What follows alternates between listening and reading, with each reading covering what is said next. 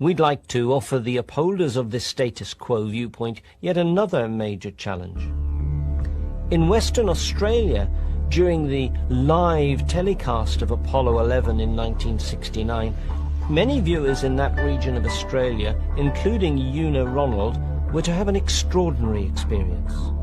When this moon landing was in the offing, I for one decided to stay up to watch the live telecast, and I did, and we saw a lot of activity on the television screen from the control centre, a lot of anticipation, a lot of excitement.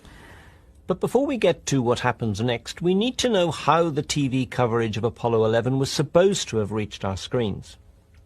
Just shortly before Armstrong stepped on the moon, you can actually see the switch take place where it goes from this stark black and white to a little better. And they stayed with the television signal from Honeysuckle Creek. So when Armstrong stepped on the surface of the moon, it actually came through Australia, but at the time it was reported as being through Goldstone. The voice came through Goldstone, but the TV pictures came from Australia. It appears that correct information was apparently withheld at the time as to what was supposed to be happening with Apollo 11's reception. But as I watched this person walking, a Coke bottle in the lower right quadrant of the screen, it seemed to be kicked over and rolled across. And for me that was just astounding, and I exclaimed aloud at the time, "It's a fake, it's a setup, they're not on the moon at all, look at this, it's a Coke bottle." And they were going to broadcast the same film again in the morning, and I phoned several of my friends, "Did you watch?" And they hadn't. But they were going to watch in the morning. And I waited, of course, to say, "Well, did you see it?" But it didn't happen. I watched the second telecast time, that it must have been edited out. I was convinced it was fake, but why? Why it should be faked? Why such a setup? 2 or 3 others of my acquaintance did see it.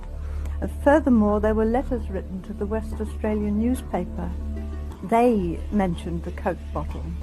And I waited for it to brew up. I thought, my goodness, there's going to be a glorious ding-dong here going on about this Coke bottle.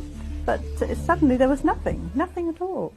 And I presume that those who saw it denied their own senses, as people will do.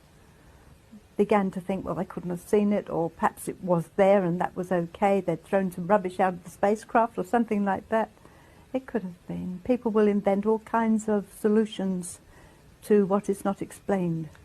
What Una Ronald and her friends did not know was that Western Australia was a special case concerning the reception of the initial Apollo images.